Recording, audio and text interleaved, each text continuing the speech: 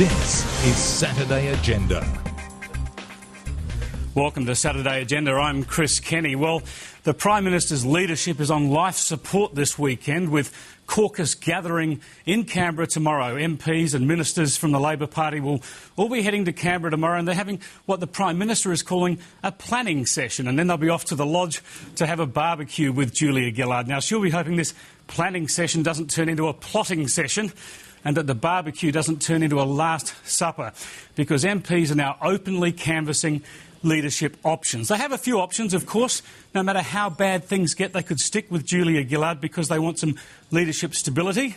Or, of course, in an act of contrition, they could go back to Kevin Rudd, the people's choice. Well, there's even talk about other options now. Stephen Smith, Bill Shorten, Greg Combet, or even Back to the Future with Simon Crean. Now, we'll talk about all these options later in the program with our senatorial panel, with the Liberals' Matthias Cormann in Perth and also the Labor Party's Matt Thistlethwaite.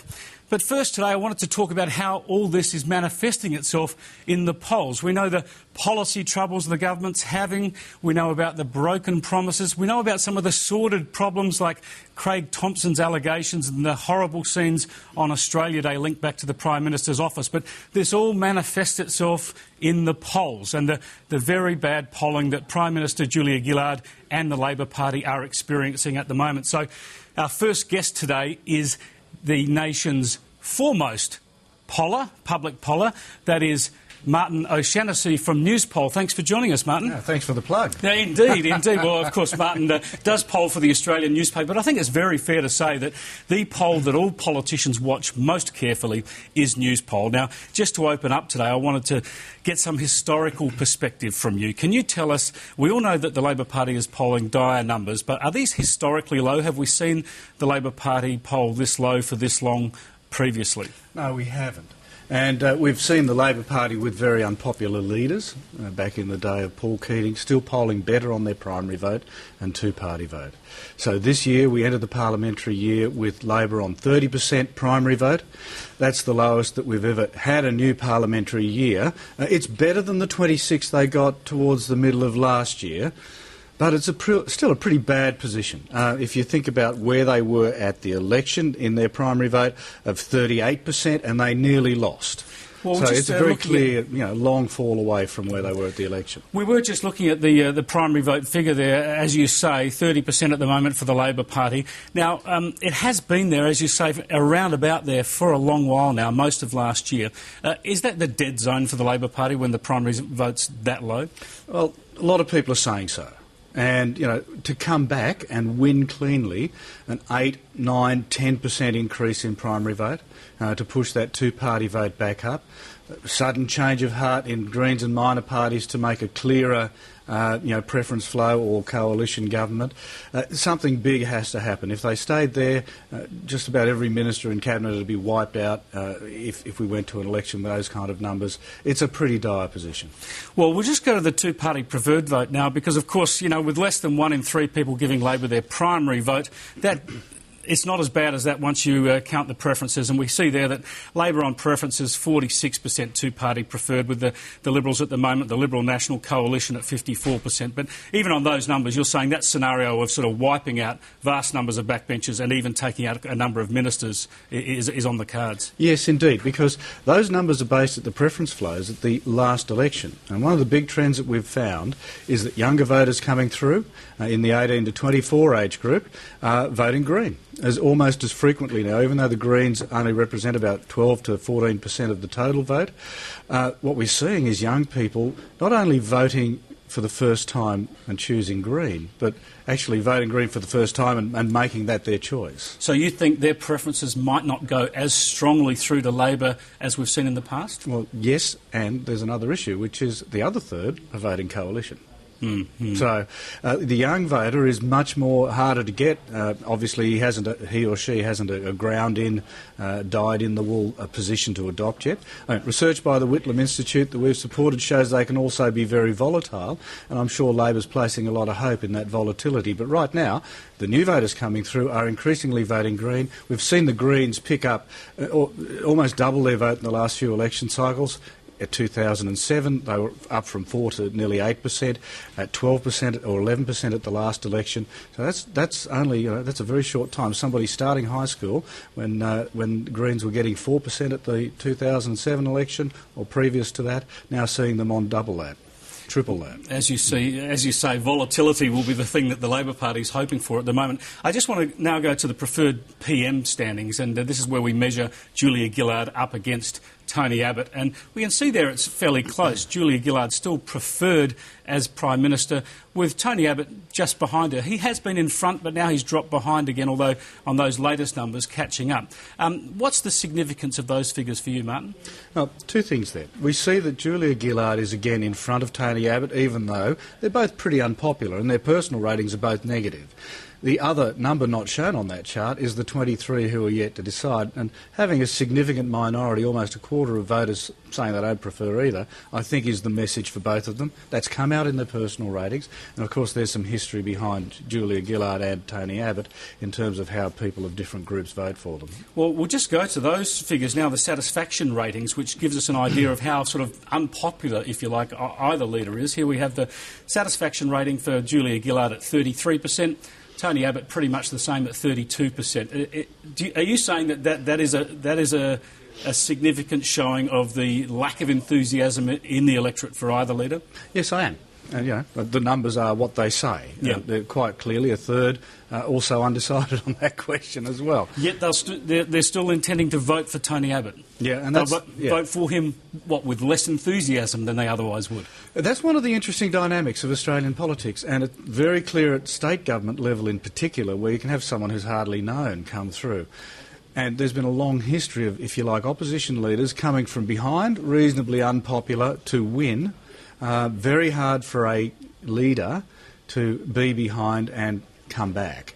And I guess that's the message there for Julia Gillard, which is she's in a tough spot. Her vote is low, her popularity is low. Anybody looking at Tony Abbott and saying, oh gosh, you've only got 33% approval, would then be quickly reminded by his supporters of the 45% primary vote he's currently enjoying as well, which is about as good as the coalition has been getting. And in the past has ever got. I think getting close to 50 in our poll is a number that hasn't popped up at an election. But if they're actually getting 45% primary vote, they'd be looking pretty good.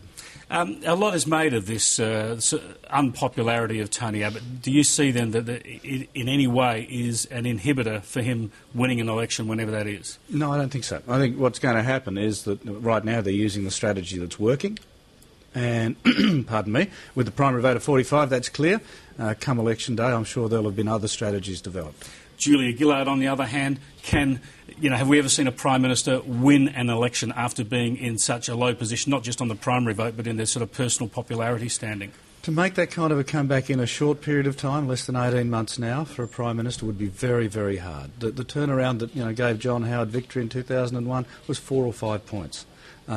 So they're the kind of numbers you can expect to get out of that, a campaign bounce or an event. In this case, of course, it was the Tampa event.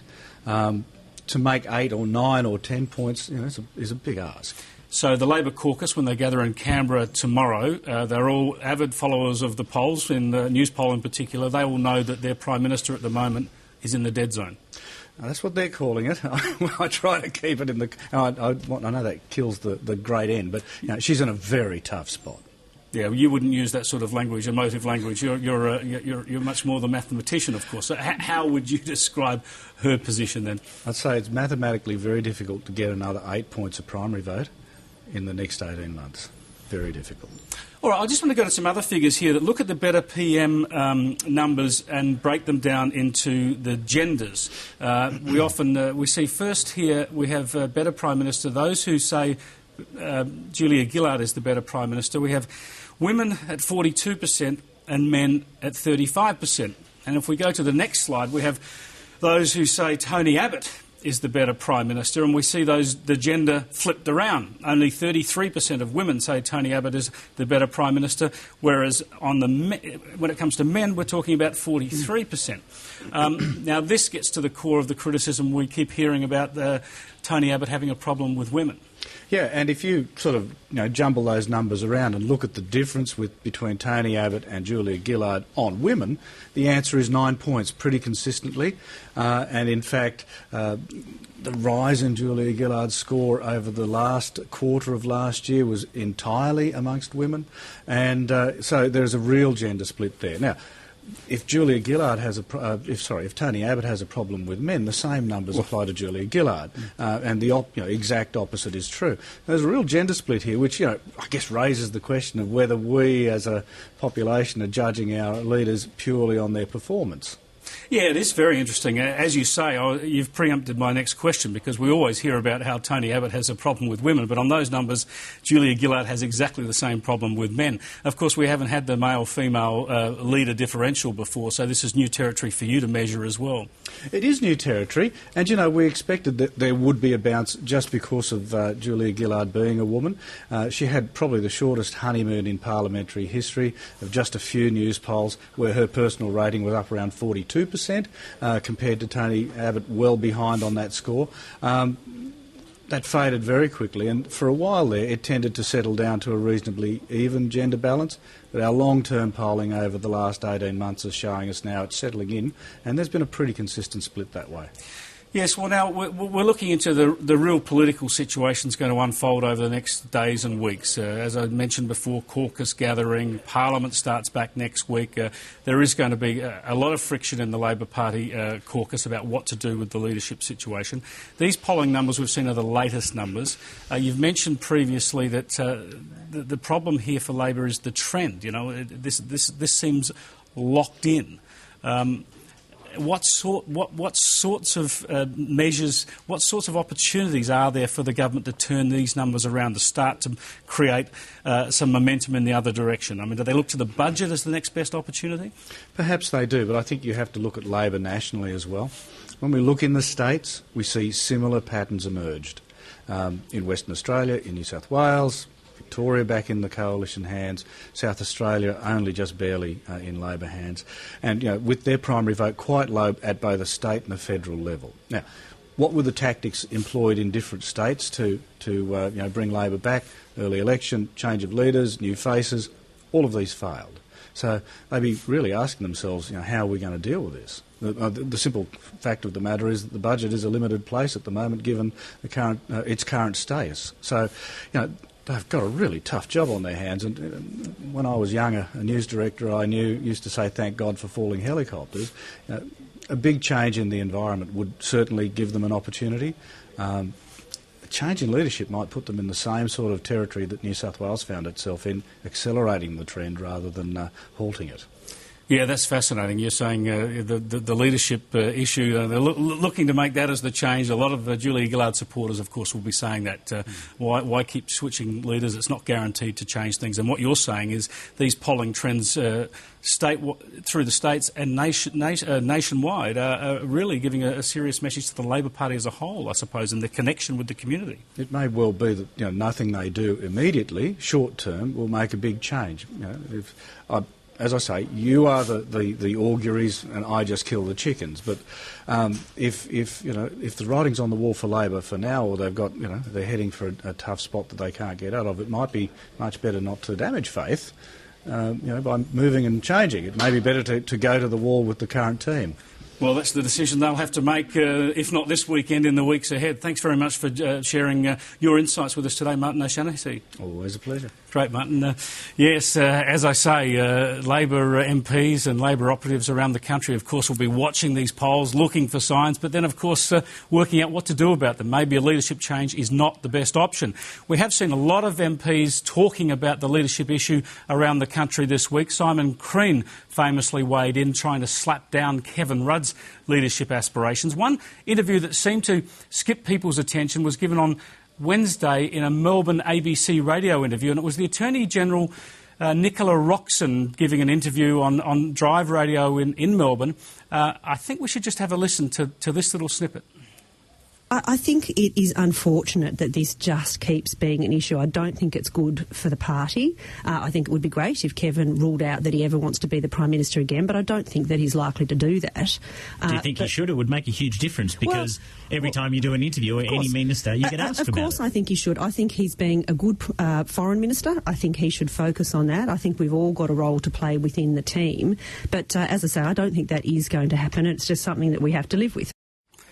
Well, there's another Cabinet Minister slapping down Kevin Rudd, saying he should rule out any leadership change, but saying, of course, that she does not expect him to do so.